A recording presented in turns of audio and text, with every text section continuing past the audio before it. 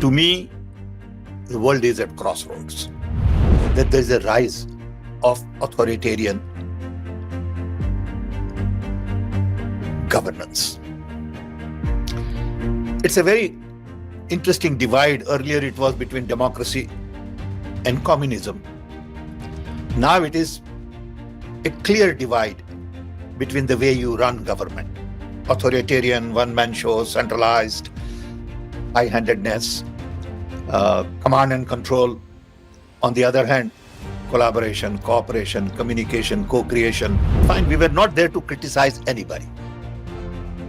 Our goal was not to criticize any government. Our goal was to really bring like-minded people together to see what it means to have this kind of clear divide in the world today. That because of this conference, did we get 2% more vote? That's not the game plan. The game plan is, like I said, we have moral responsibility. We want to listen to other nations. We want to share our experiences. We want to, see how they see going forward. Issues like employment, education, health, environment. I don't buy into this whole business of Vishwaguru. Okay, we don't have to be a Vishwaguru. We have to lift poor people in India to a respectable standard of living. We have to respect our Dalits. We have to respect our OBC. That is more important than being Vishwaguru.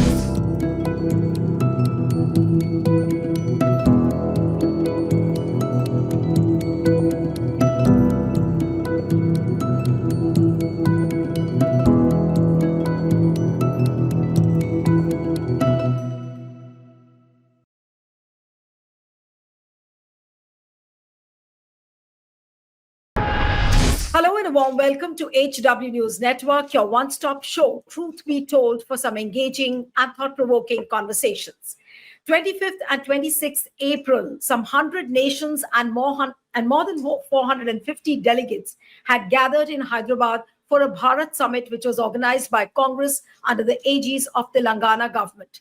The summit was the beginning of a new global order for a new global justice, which spoke about climate change, democracy, economy, and many other issues.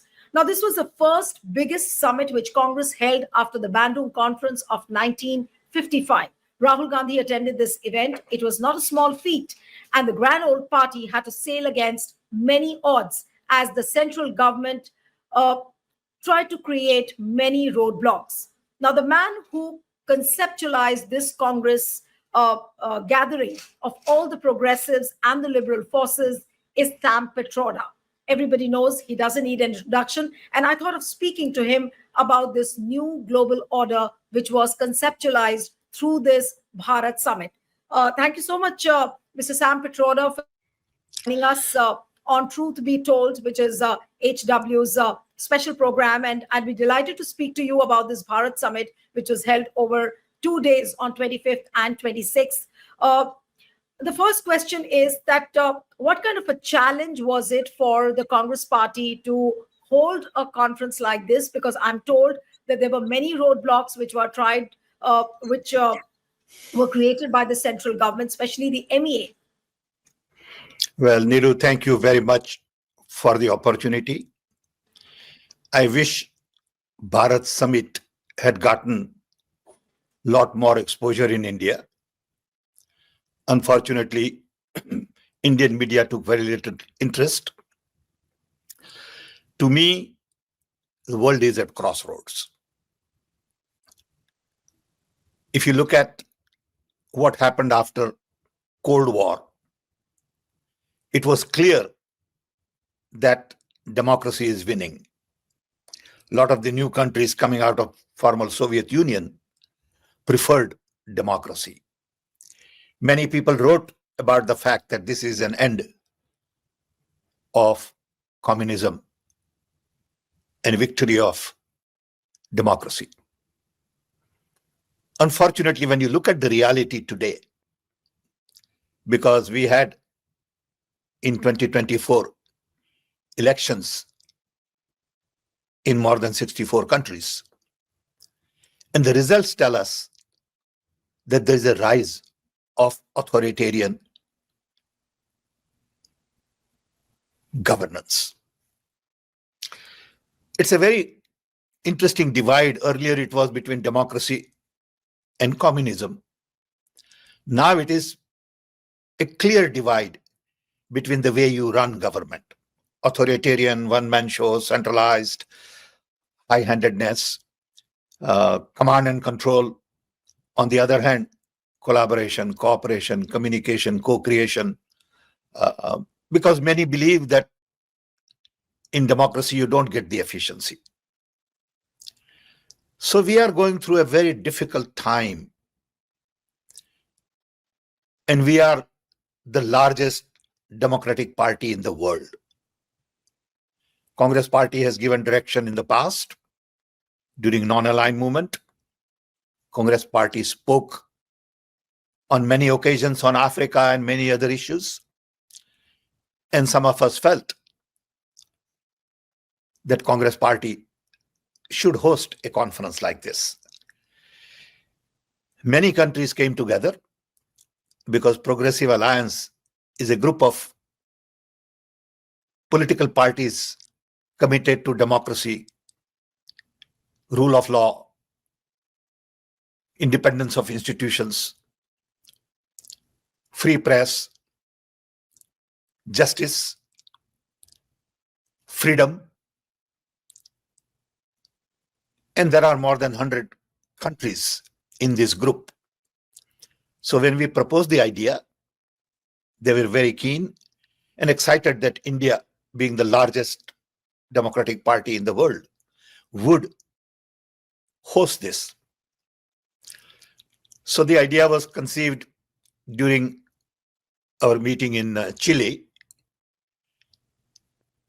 We didn't realize that it would be that difficult to host a meeting like this. There were several issues. One was basically visa. No, but can I interrupt you that you when the time when this conference was conceptualized, and as you said, it was done in Chile. At that time, you didn't preempt that this could be a roadblock which could be created by the center for you? No, we didn't realize that it would be, because it's just a conversation.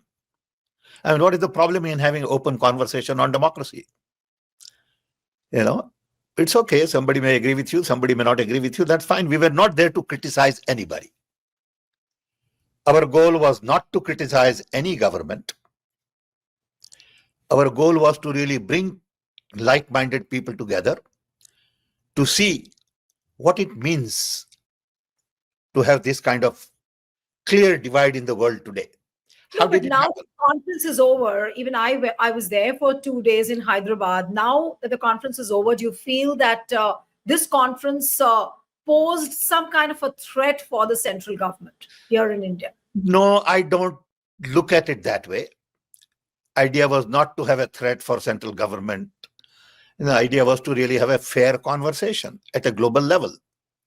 You know, whether it is, one could say similar things about US, one could say similar things about Hungary, Turkey, okay, but that was not the goal, because these governments are going to do what they're doing anyway. But can we really bring political parties of the world together to really convince them that in the larger scheme of things, democracy is global public good. Democracy is required for development. It is all about empowering people at the end of the day. And I'm personally very interested, because I believe that the technology that I have spent 60 years on is all about empowering people. But the governance structure is antithesis to that. When technology is designed to democratize knowledge, decentralize implementation, empowering human being, and wait till you get AI, and then you turn around and say, no, we are going to curb freedom of press. We're going to curb institutional autonomy. We will not allow civil society to work the way they should work. To me, it's an antithesis. Okay? And that's why I am committed to exploring this further. I had no idea that it will take that much problem in getting visas for everybody. Of course, there are people that government of India does not recognize. I respect that. And they could say, look, these are the people we cannot recognize because of the country, because of our relationship. So you can't invite them. Perfectly normal. But having agreed to, you can't just give visa to 26 people, 49 people, 39 people. I mean, they were issuing visas week before the conference.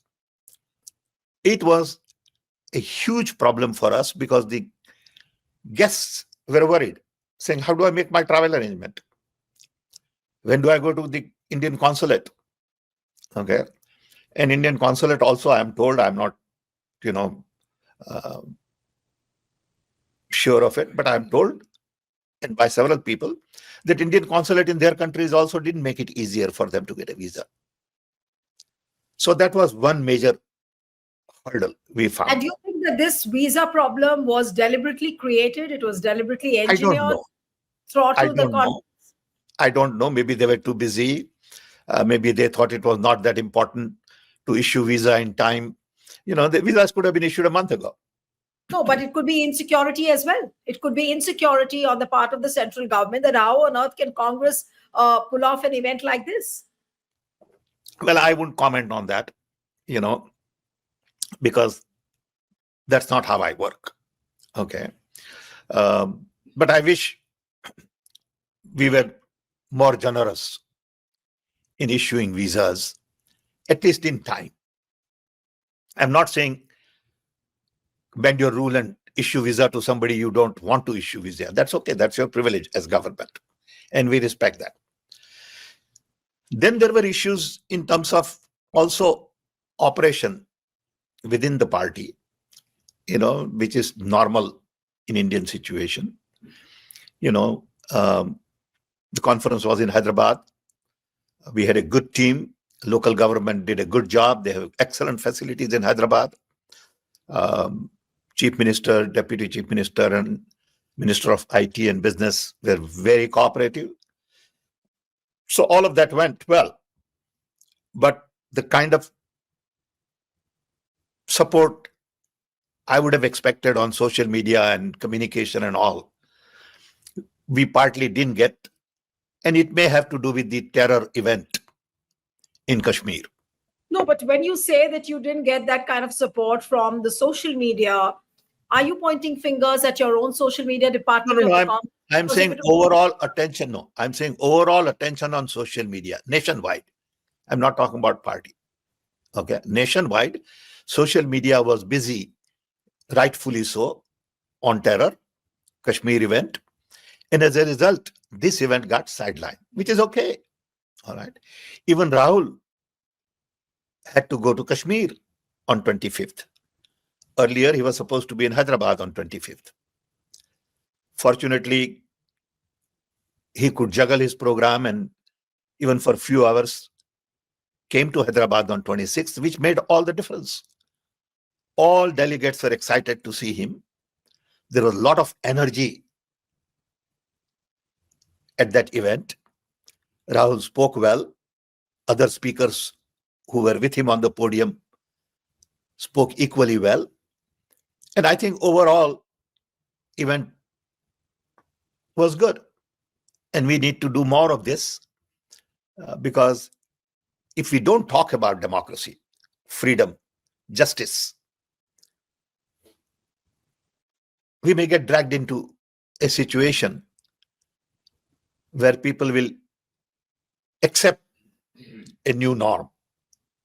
Okay, and that new norm is not in the larger interest of the public. See, today, what is happening is rich and powerful are all coming together. You look at in America, you look at in India, you look at everywhere. Strong political people align with very rich and they make the rule. I always say that there is a golden rule. The one who has gold makes the rule. And as a result,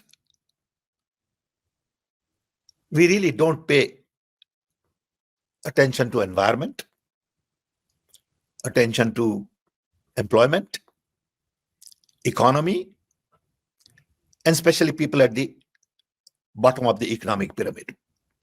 And that's the fundamental difference in many cases.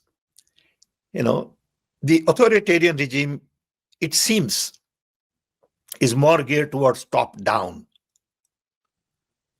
and democratic regime is more geared towards bottom up. Okay. And I think this sort of period is very critical period in human history. Okay. But what I want to understand from you, and I think the people would also be interested in knowing, is that when Congress puts together a summit like this, and of course it has happened after so many years, the last everyone saw was the Bandung conference in 1955, and after that Congress has managed to pull off such a big event. Now, what is Congress trying to gain by a summit like this? And I was also told that this kind of an event will be made into an annual event every year, where a lot of other nations will join in the Progressive Alliance, which you spoke about. So ultimately, is Congress going to play a pivotal role in bringing all these progressive forces from as many nations as what we saw, some 100 nations coming together? And maybe when next year this summit is going to be held, there'll be more nations added to this group? Sure. I believe we have moral responsibility. We can't just walk away from it. Of course, it's not easy. There'll be resistance. People will ask questions. But I look at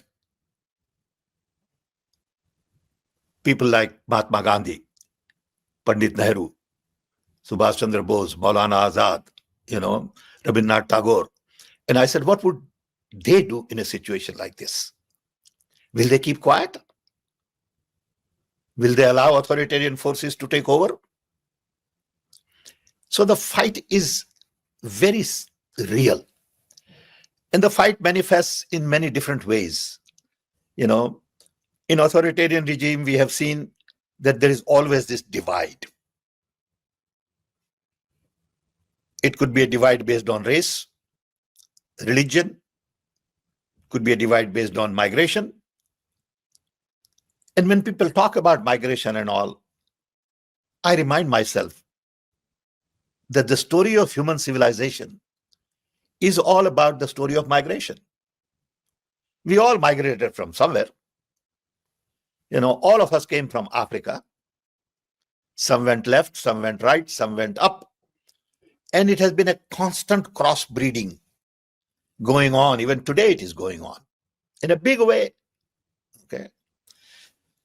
So to react to that and say we will only build this community and promote this race or this religion or this ideology, it doesn't make sense anymore. We got to respect diversity because nature is full of diversity.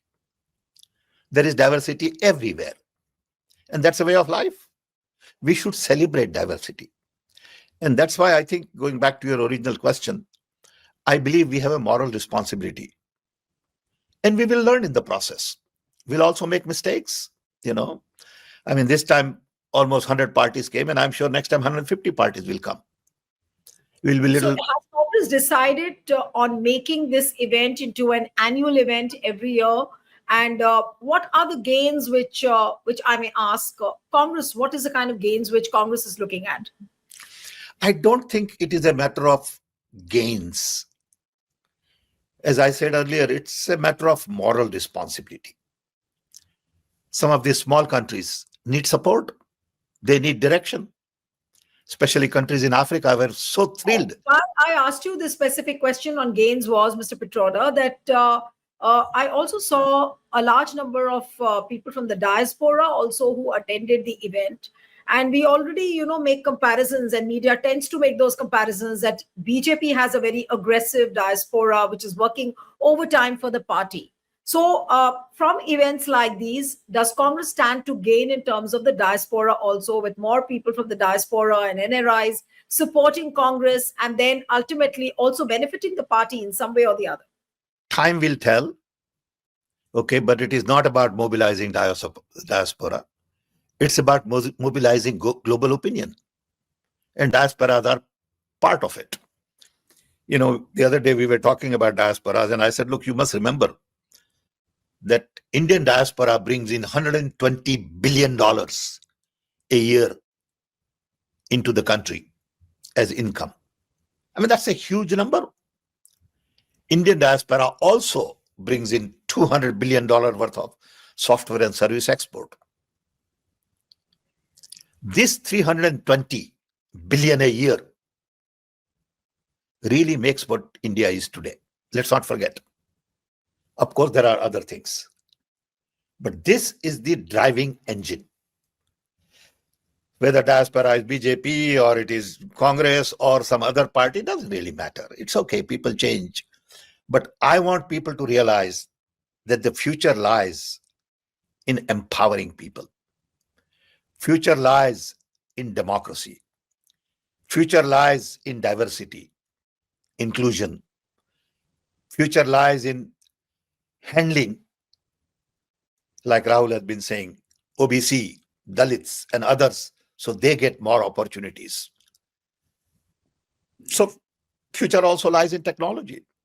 No, but the biggest question which people will ask is that, of course, it's a big event. You're mobilizing a lot of progressive forces. You're building a certain kind of an opinion across the world in times which are so polarizing. But the bottom line is, how does Congress gain from it? I mean, of course, there's a moral grandstanding to it. There is a moral gain. But apart from that, the bottom line question is, how does Congress stand to gain electorally from events like these? Or you're not looking at it at all? We are not looking at from the viewpoint of votes, that because of this conference, did we get 2% more vote? That's not the game plan. The game plan is, like I said, we have moral responsibility. We want to listen to other nations. We want to share our experiences. We want to, see how they see going forward, issues like employment, education, health, environment. You look at what is happening in the US, for example. Environmental issues are on the back burner. Education institutions are being, strained. Okay. And there is a lot of uncertainty. Okay. I'm tempted to ask you another question from how you just explained that it talks about climate change, it talks about global justice, it talks about democracy. Now, BJP keeps talking about, and the Prime Minister in fact, does it more often. He says that India is a Vishwaguru. He tries to project India as a Vishwaguru, but BJP doesn't have a roadmap. They'll use the word Vishwaguru, but there is no roadmap as to how it will become a Vishwaguru. So is this conference, is Bharat Summit, an answer or a kind of a roadmap towards taking India as a Vishwaguru? I don't buy into this whole business of Vishwaguru. Okay, we don't have to be a Vishwaguru. We have to lift poor people in India to a respectable standard of living. We have to respect our Dalits. We have to respect our OBC. That is more important than being Vishwaguru. Nobody pays attention here. This is what India or Indians think.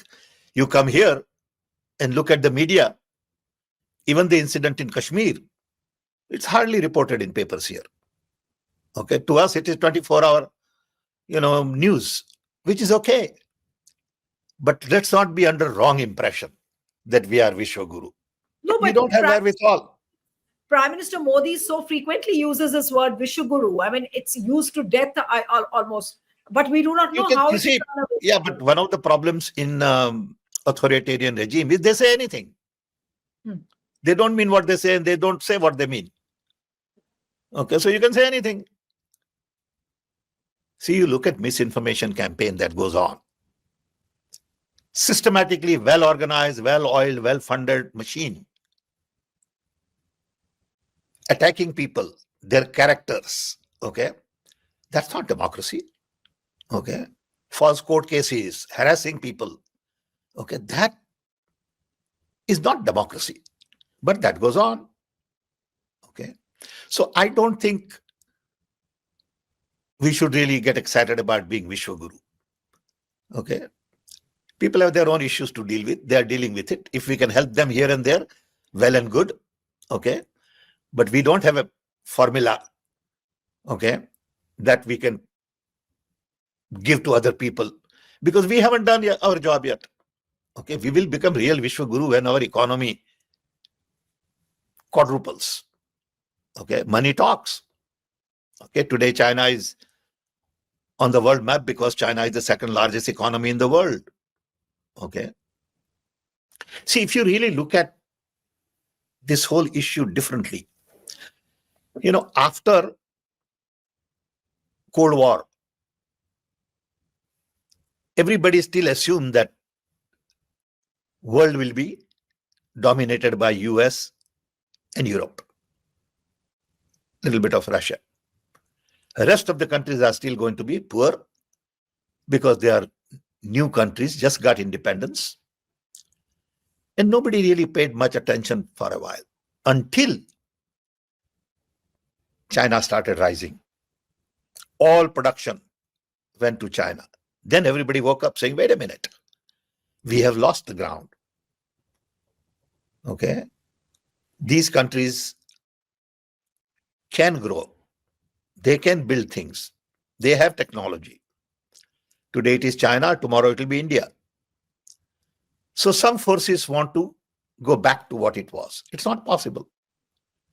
So the whole thesis today and the thesis we had after World War II, where we set up UN, World Bank, IMF, WTO, WHO, later on NATO and all that, was that there'll be one leader calling the shot.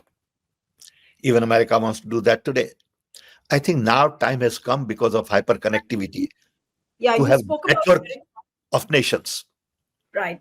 You were speaking about America, and I was just about to ask a question on that as well, that Trump is trying to bring in a totally new kind of a global order, which is driven by tariffs and which is driven by so many other social parameters. Now, is a conference like Bharat Summit or the coming together of all the progressive forces, can they bring a counter plan to this kind of a global order which Trump is trying to bring in? Of course, there is a, divide of ideas, divide of philosophy. These are the two extremes. Earlier it was democracy and communism. Now it is authoritarian and democracy. In democracy, you have authoritarian regime, which is not communist. They have their idea. We respect that. Okay. But time will tell. Okay. So if you really look at the global situation today, I think personally we need to talk more about networking nations and not about superpower, alignment, this whole business of alignment. Okay, see, non-aligned movement that Panditji and others started, okay, now has to be a network movement. You got to network in nations. Okay. The overall goal is, according to me, twofold: sustainability and inclusion. Today, all rich and powerful are focused on profit and power. I am saying we need to move that focus from profit and power, which is for an individual, to really sustainability and inclusion. So everything I do, I have to ask a question. Is it good for planet? Then do it. If it is not good for planet, don't do it. Is it good for people at large? Yes, then do it. If it is not good for people at large, think about it twice. It don't require big philosophy, big analysis. We sometimes tend to complicate things. What I liked about Gandhiji was simplicity. Very simple way of looking at it. And these are the two fundamental issues we need to really focus on: sustainability and inclusion. If we include everybody in development, you won't have all these conflicts. You look at the conflict in, Gaza, you look at conflict in Ukraine, you look at Kashmir conflict, you look at conflict, all over the world, and you will find in some way it is connected to inclusion.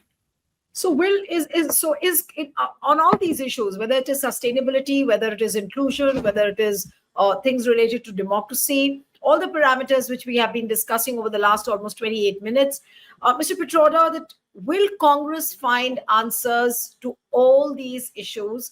And will Congress as a party going to play a pivotal role in bringing all together, all these progressive forces, so that a roadmap on all these lines can be peddled? We want to play an important role on this global platform. We will find answers together, not by ourselves. And that's why we have this global platform. It is basically a democracy dialogue. True. If we have a rich democracy dialogue every year, okay, maybe every other year we have it in India, but we can have it somewhere else also. It's perfectly all right. Okay. But the key is to have yearly democracy dialogue, so we all really come together and see what happened this year. What should we do? What are the things to correct? Where did we make mistakes? That's all. It's good cause. It is not against anybody. Please understand, it is not to get more votes. Okay. It is a moral responsibility. And I know that our founding fathers would have done this.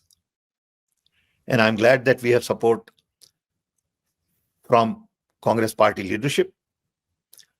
I'm glad that they think it is important, because without Congress party leadership and political will, it is not easy to have this kind of conference.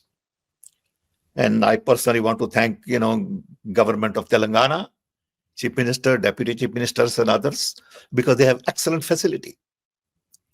They have very good facility, and it came in handy. It's not easy to find that kind of facility for 500 people. And I'm told when Rahul spoke, there were a couple of thousand people. Yeah. No, but I did sense that there is some kind of an insecurity on the part of the BJP government.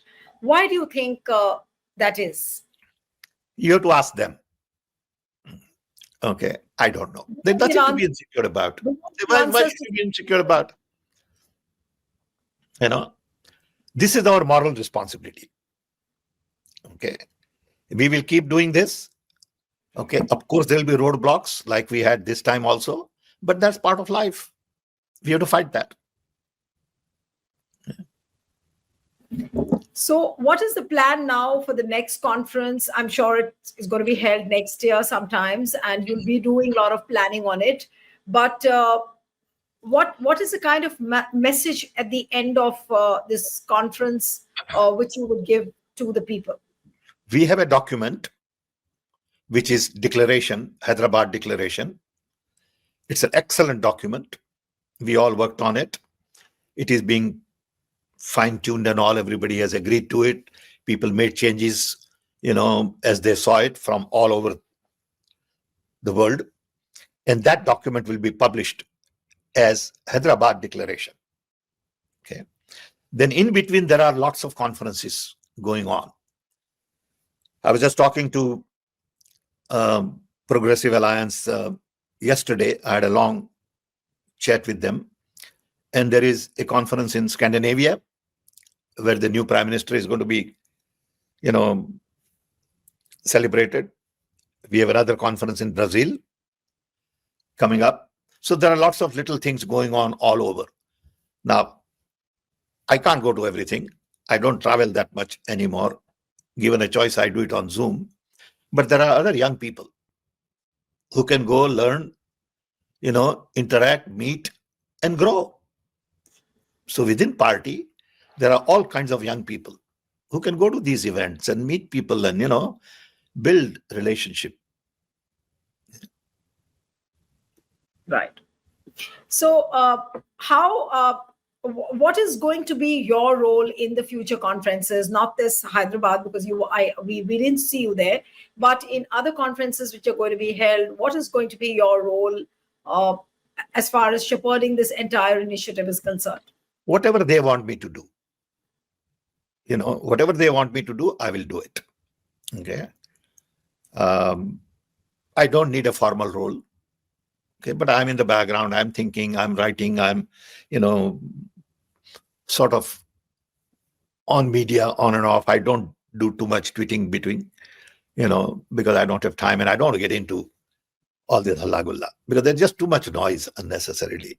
I don't want to get involved. Okay, I had enough. So I do what I think is right to do. Something which is not related to Bharat Summit, but when I was listening to you towards your last, these 2-3 sentences which you said that I've had enough.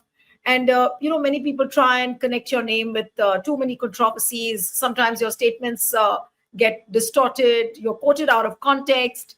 That's okay. It doesn't bother me. No, it doesn't bother you. But is that the reason that you just want to stay away and work silently and quietly? No. The problem is every time they distort information. Let's say whether it is about inheritance tax or about something I said that people in India look different. Okay.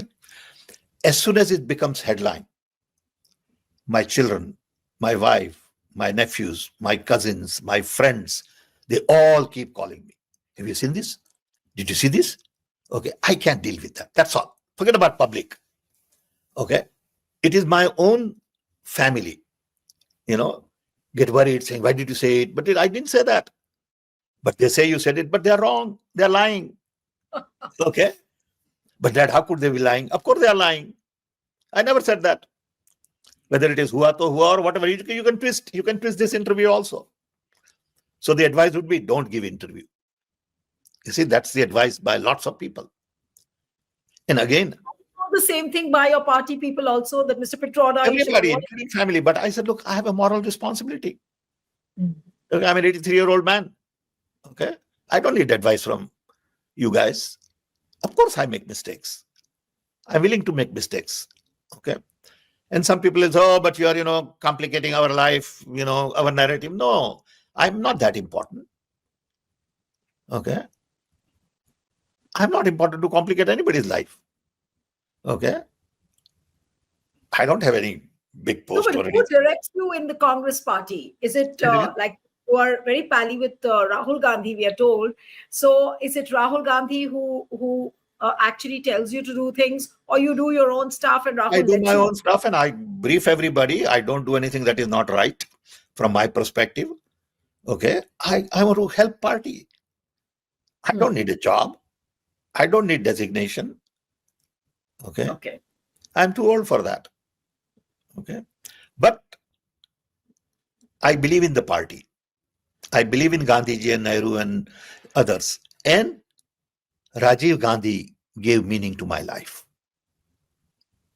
To me, that is the bottom line. I would have been just an engineer. But Rajiv Gandhi really gave meaning to my life. And I want to pay my debt. In the process, I may make 1 or 2 mistakes. But you can count on my intention. You can count on my honesty. You can count on my commitment, concerns. Okay. But I'm just a human being. So I can say something which you can twist. And Rahul, if at all it is perceived as mistake, you feel that Rahul forgives it easily. No, we can talk. We talk, and there's no issue. We talk. We have a good conversation, and we can say, yeah, maybe I made a mistake. You are right. That's okay. I can say this to Jairam. I can say this to Khargeji. I can say this to anybody. I have no issue. Okay. You see, if you do something, you make a mistake. If you don't do anything, you don't make mistake. So what you're telling me, don't do anything. Well, that is not acceptable. Yeah. No, we all want Mr. Pitroda to keep doing a lot of things, because we do learn a lot of things from you, sir. Thank you so much for joining us. Thank you, and thank you for your support, and thank you to all those young people who worked on this conference. Lot of people put in lot of time and effort, and they are in the background. People don't see their work, but it takes a lot of effort to bring 500 people together from all over the world to have a conversation on democracy. It's not easy. True. So thanks to everybody, including our party people. Without their support, we won't be able to do this. Yeah. Thank you. Thanks, sir. Thanks so much, and wish you all the best. We look forward to another edition of this Bharat Summit, maybe next year. Thank you so much. Thank you. Thanks, Neelu. Stay ahead with our cutting-edge news app. Instantly access the latest shorts in just 1 minute and breaking news in just 50 words. Download now for a smarter, faster news experience.